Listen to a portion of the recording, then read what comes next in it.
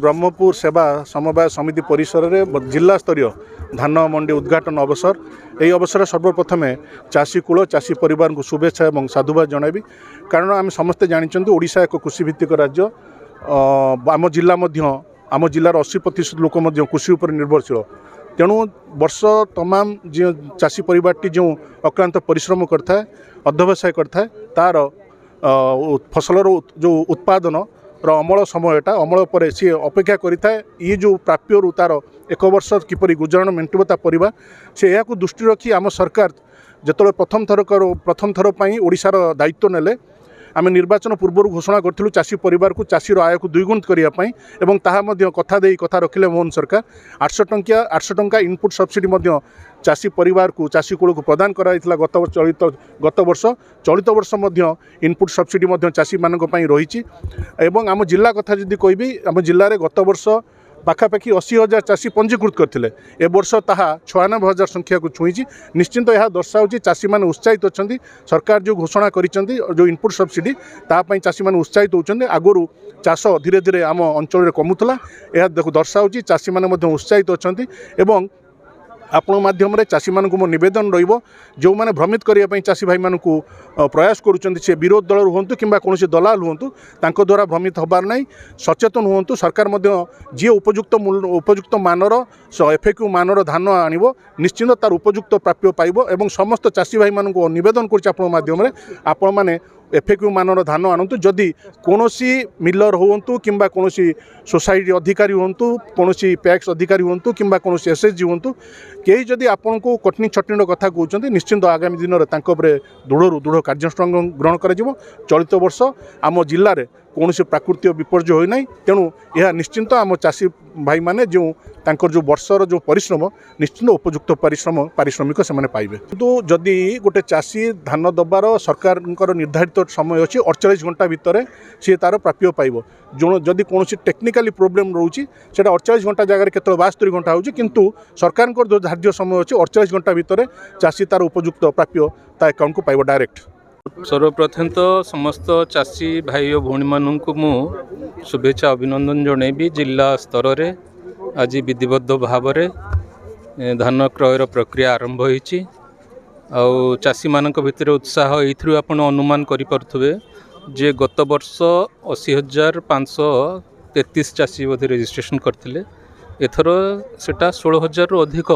नुआ चाषी रजिस्ट्रेशन कर चाष प्रति लोक मान जो आग्रह बढ़ी निश्चित भाव राज्य सरकार माननीय मुख्यमंत्री यशस्वी प्रधानमंत्री जो लक्ष्य रही चाषी मानकर आय को द्विगुणित करिबारे ताकू जो राज्य सरकार आज साकार करुँच से चाषी माने अधिक उत्साह आग्रह सहित चाष प्रति माने आग्रही कि पुणी नुआ नुआ जोटी चाष होनुला सेठी भी जो मानकर चाष होती से जो ओवर क्राउडिंग ओवर जो मतलब स्टॉकिंग हम से ताकू किपरि समाधान करा जाई परियो से विषय भी आम जिलापाल महोदय सहित कथा होइछु गत वर्ष 47 जन मिलर को एनगेज कराइला आम जिलूर बोधे 22 मिलर थे बाहर जिलूर 25 मिलर को एनगेज कराइला एथर पुणी नुआ कौठू जदि अधिक धान निश्चित प्रोडक्शन हम एथर आपण मैंने जापे कौन बन्या बात्या है से भी जिला प्रशासन तत्पर अच्छी मु आशा रखी समस्त चाषी भाई माने भौणी माने कौन समस्यार सम्मुखीन न हो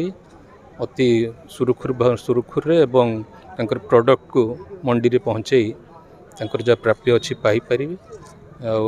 जो कथा जिलापाल महोदय विधायक महोदय आग्रह रखिले श्रृंखलित भाव में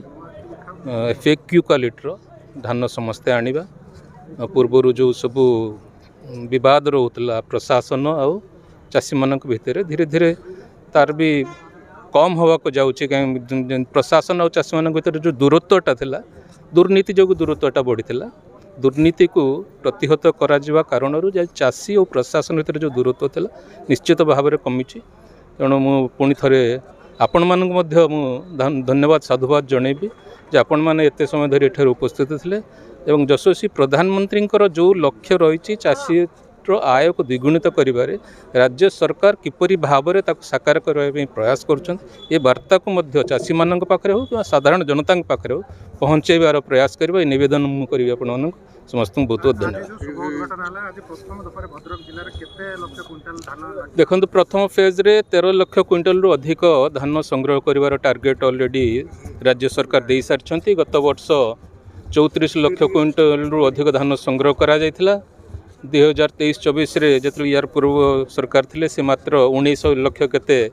धान संग्रह करथिले। आपण माने 34 गोटे वर्ष रे 15 लाख क्विंटल संग्रह बढ़िबा गोटे छोट कथा नुहे। आ ताको राज्य सरकार दायित्वर सहित संपन्न कले। कौनसी चाषीर टोकन लैप्स ही नथिला।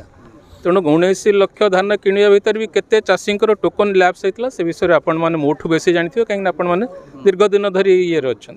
तेणु निश्चित भाव में माननीय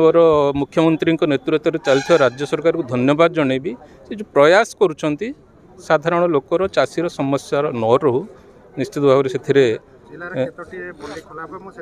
मो एक्चुअली पैक्स केतोटी 50 केते पैक्स अच्छी बोली मोर जहाँ धारणा अच्छी केते नंबर्सटा मो 105 पैक्स अच्छी। तेणु तांको सब कराई एसएचजी ग्रुप मान को भी किसी एनगेज कराई। आपण मान को भी कहीदे रखा चाहे सरकार आसंता वर्ष प्रयास करुँच प्रति पंचायत रे गोटे गोटे पैक्स केमती खोल। तेणु आपणकर जो अर्थटी पाउचंती पैक्स माने कमिशन टी पाउचंती से सरकारी विधि व्यवस्था सरकारी इंफ्रास्ट्रक्चर के डेवलपमेंट करा जिवो सेथिरे विनियोग हो। तेणु सरकार ए विषय भी चिंता करचंती। आम समस्ते सहयोग करवा उचित। चाषी मैंने सहयोग करवा उचित। प्रशासन भी सहयोग करवा उचित। निश्चित भाव में गोटे सामाजिक स्तर में हो कि प्रशासनिक स्तर में हो कि साधारण लोकंकर गोटे जीवन यापन शैली रे हो निश्चित परिवर्तन होगा जाऊँ। आपण मैंने भी से दायित्व सहित काम कर समस्त धन्यवाद।